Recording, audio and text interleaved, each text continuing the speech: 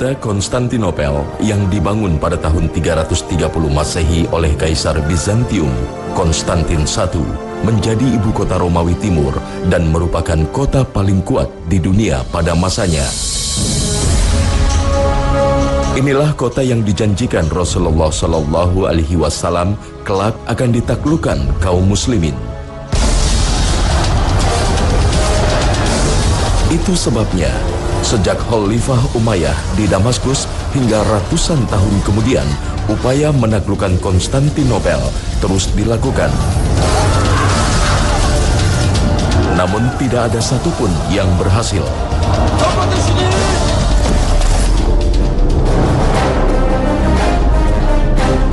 Hanya seorang pemuda belia yang kemudian mampu menaklukkan ibu kota Kristen Timur ini.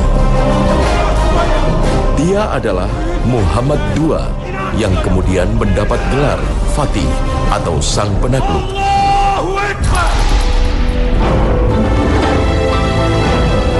Muhammad Al-Fatih adalah Sultan Utsmani atau dinasti Ottoman generasi ke-7. Kekhalifahan Islam terakhir yang memimpin kaum muslim dan berpusat di Turki.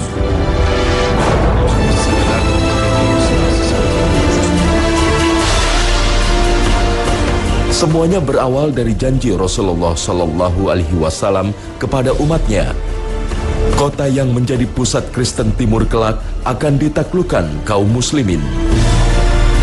Namun Rasulullah Shallallahu Alaihi Wasallam tidak menjelaskan secara rinci kapan dan siapa yang menaklukkan kota Konstantinopel.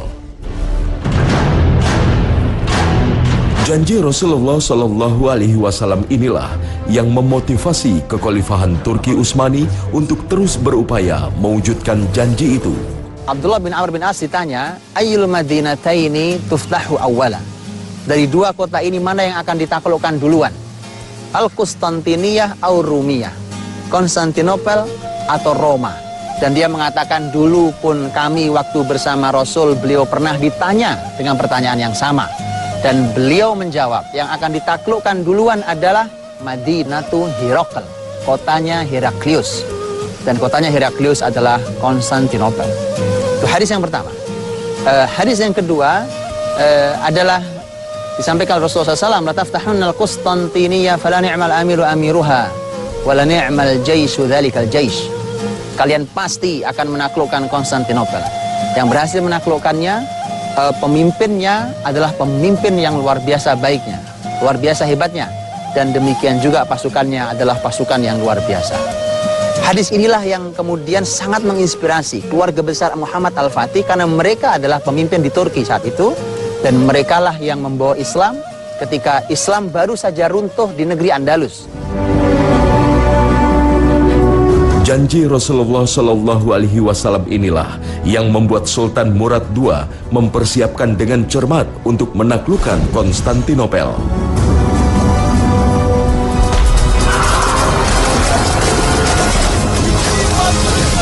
Berbagai penyerangan dilakukan ke benteng Konstantinopel. Kegagalan demi kegagalan tak membuat dirinya putus asa. Bahkan ia mempersiapkan generasi berikutnya untuk melaksanakan cita-citanya.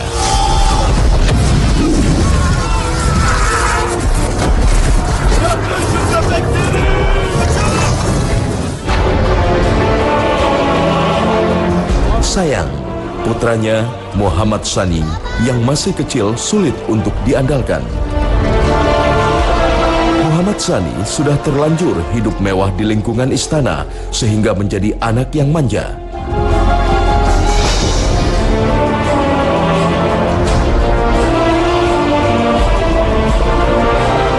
Ia selalu berlindung di bawah kebesaran sang ayah sehingga menyulitkan para ulama yang didatangkan ke istana untuk mendidiknya. Hingga akhirnya kelembutan dan ketegasan dua ulama besar berhasil menundukkan Muhammad kecil, Aksyamsuddin dan Muhammad bin Ismail Al-Qurani. Di tangan Aksyamsuddin, sang guru, Al-Fatih belajar banyak hal. Ia berhasil menghafal Al-Quran dan menguasai ilmu lainnya. Di usianya yang ke-14 tahun, Muhammad Al-Fatih menjadi pemuda yang cerdas dan taat beragama. Hingga akhirnya sang ayah menyerahkan sepenuhnya kekhalifahan Turki Utsmani ke tangan Muhammad Al-Fatih. Di usianya yang baru 22 tahun, Muhammad Al-Fatih menjadi Sultan Kekhalifahan Turki Utsmani.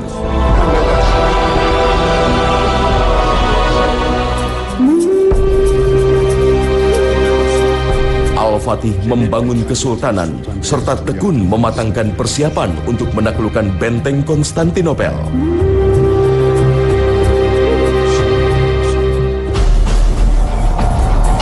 Di kepalanya sudah tergambar jelas apa yang ingin dilakukannya.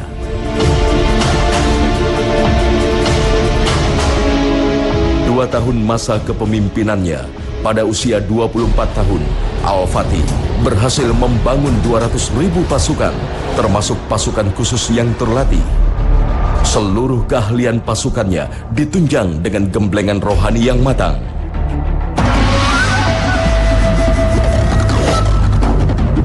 Dia juga membangun persenjataan yang kuat, salah satunya meriam terbesar dengan berat 100 ton.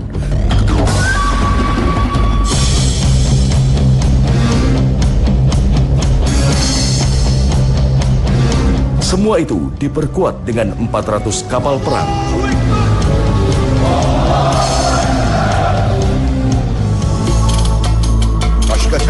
Hal inilah yang membuat gentar kekaisaran Bizantium di Konstantinopel. Berbagai upaya dilakukan untuk menghentikan langkah Al-Fatih. Dia mengirimkan utusan, membawa perhiasan, harta, hadiah, suap intinya. Intinya adalah suap, bahwa sudahlah, kami siap untuk membayar, yang penting Anda tidak melakukan penyerangan pada kami. Dan mari kita belajar dari sini. Kalau Muhammad Al-Fatih menerima suap itu, maka tidak akan pernah dalam sejarah disebut Muhammad Al-Fatih adalah sang penakluk Konstantinopel. Mana yang lebih mulia? Apakah menerima suap dalam sesaat dengan jumlah yang besar?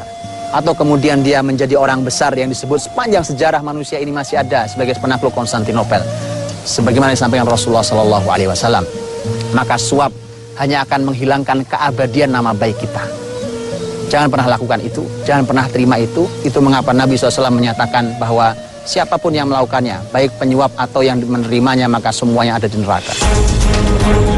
Tak ada jalan lain untuk menghentikan langkah Muhammad Al-Fatih.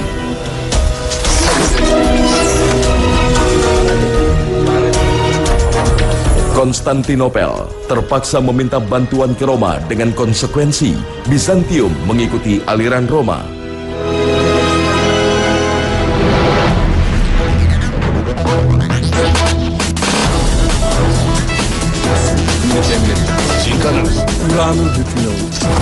Setelah permintaan Muhammad Al-Fatih kepada Kaisar Bizantium untuk menyerah tanpa pertumpahan darah gagal,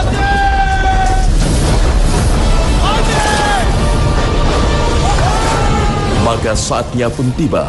Pada tanggal 6 April 1453, Muhammad Al-Fatih memulai serangan umum ke kota Konstantinopel dari darat dan laut.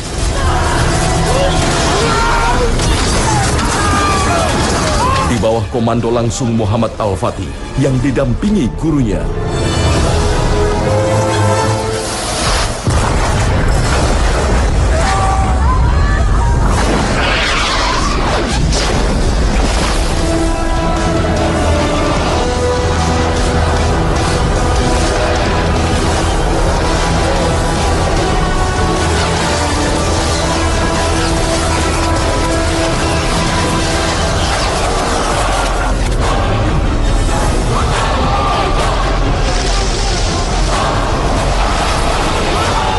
Panah-panah dan ketapel api melesat menghujani benteng Konstantinopel.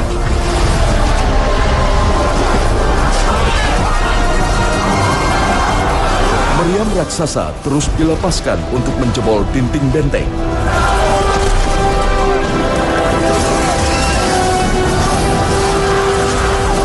Sementara dari arah laut, kapal-kapal muslimin yang mencoba menyerang mendapat perlawanan dahsyat dari pasukan bantuan dari Eropa.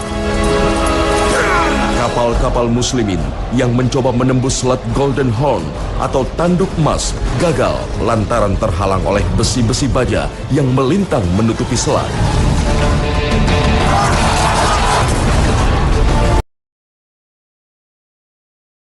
Berminggu-minggu pasukan muslimin menggempur benteng dengan berbagai cara.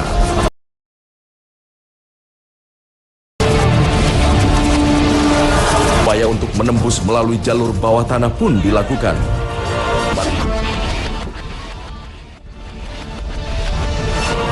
Tak mudah menembus benteng Konstantinopel yang begitu kuat. Allahu Akbar! Allahu Akbar!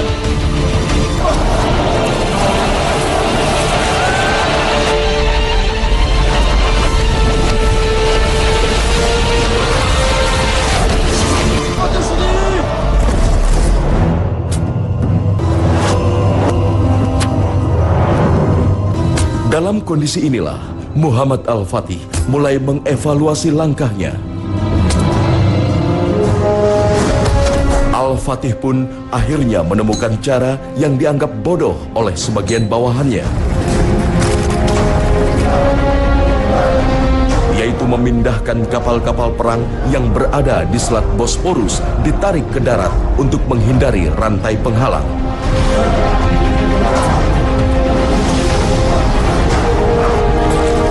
Dalam waktu semalam, 70 kapal sudah pindah di perairan Tanduk Emas melalui jalur darat dan perbukitan yang terjal.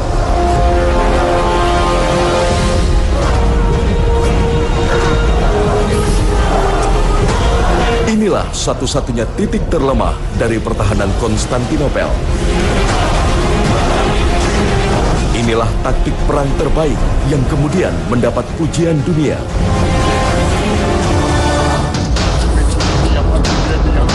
Muhammad Al-Fatih harus menyelesaikan serangannya dengan kemenangan. Maka pada hari Senin, 28 Mei 1453, ia dan pasukannya melakukan puasa sunnah. Allahu Akbar. Allahu Akbar. Malam harinya bertakohu, mendekatkan diri kepada Allah Subhanahu wa Ta'ala. Saat dia datang ke tenda gurunya yang dikawal itu, kemudian Muhammad Al-Fatih minta izin pada para pengawal agar bisa bertemu sang guru. Ternyata para pengawal menolak karena mengatakan bahwa sang guru hari ini tidak mau diganggu. Maka Muhammad Al-Fatih terpaksa harus melakukan cara lain. Dia robek tenda gurunya dengan pisau. Begitu robek, dia lihat ternyata gurunya sedang dalam keadaan sujud yang sangat lama. Inilah sujud guru yang mendoakan murid-muridnya. Mana hari ini guru yang dalam kesendiriannya mendoakan murid-muridnya. Kekhusyuan sang guru akan sangat berpengaruh bagi kebesaran murid-muridnya. Keikhlasan hati yang diberikan sang guru akan sangat berperan besar kepada keberhasilan anak muridnya.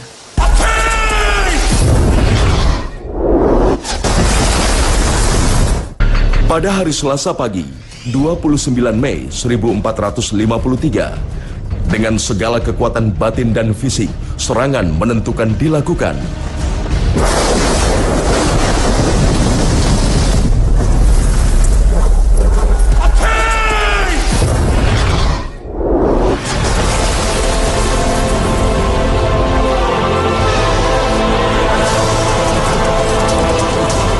Takbir dan teriakan ulama yang menggelorakan semangat jihad menjadi penentu nasib Konstantinopel.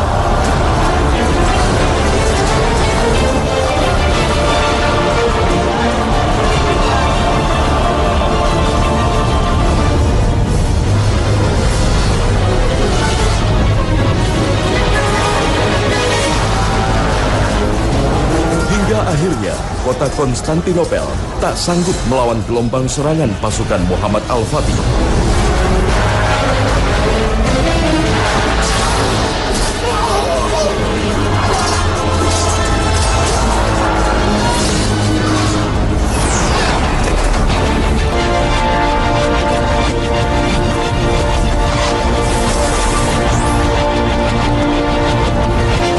Konstantinopel jatuh di tangan kaum muslimin.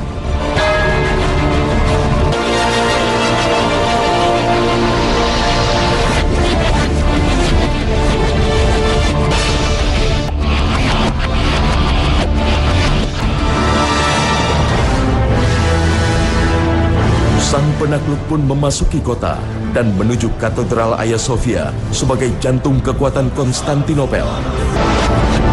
Disinilah sang penakluk menunjukkan jiwa kesolehannya sebagai seorang muslim sejati.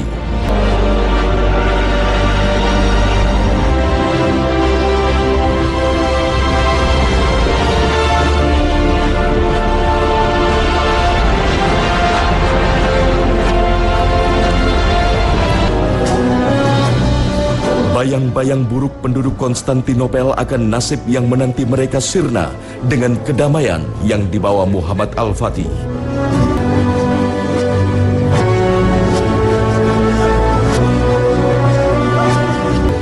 Ia memberikan kebebasan dan toleransi pada siapapun yang ingin tinggal di kota ini. Korkmayın. Bundan böyle canımız bir. Malımız bir, kaderimiz bir.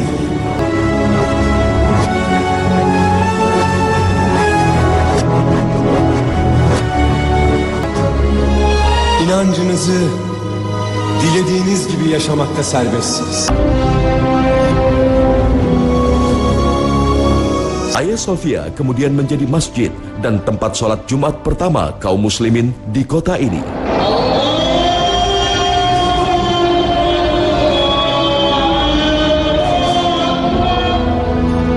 Nama Konstantinopel kemudian diubah menjadi Islambul atau kota Islam yang kemudian populer dengan sebutan Istanbul. Maka selesailah misi seorang Al-Fatih. Ia telah memenuhi janji Rasulullah Sallallahu Alaihi Wasallam. Konstantinopel benar-benar jatuh di tangan sebaik-baik penguasa, dan itulah dirinya serta pasukannya yang disebut Rasulullah Sallallahu Alaihi Wasallam sebaik-baik pasukan. Setelah ini, tak ada lagi yang diharapkan.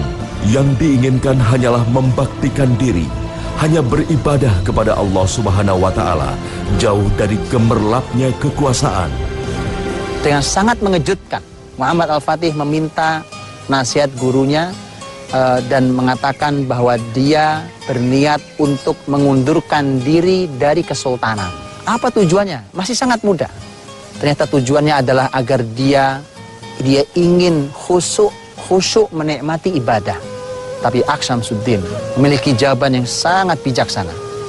Aqs Syamsuddin sebagai ahli ilmu mengatakan, aku tahu nak, bahwa kalau kau konsentrasi fokus ibadah dan meninggalkan kesultanan, maka semua kenikmatan menjadi sultan akan runtuh di hadapan kenikmatanmu beribadah pada Allah Subhanahu wa Ta'ala.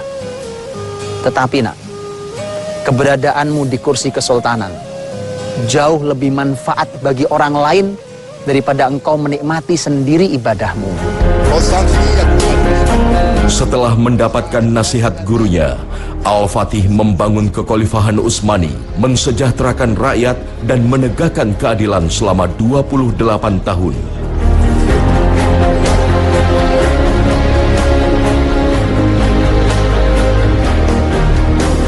Hingga akhirnya Al-Fatih menghembuskan nafasnya yang terakhir dalam perjalanan dengan pasukannya untuk menaklukkan sebuah negeri. Entah negeri mana, sejarawan berbeda pendapat soal ini. Mungkinkah Roma yang menjadi tujuannya untuk menggabungkan kebesarannya memenuhi janji Rasulullah Sallallahu Alaihi Wasallam? Wallahu alam. Rahimahullah, Muhammad Al-Fatih.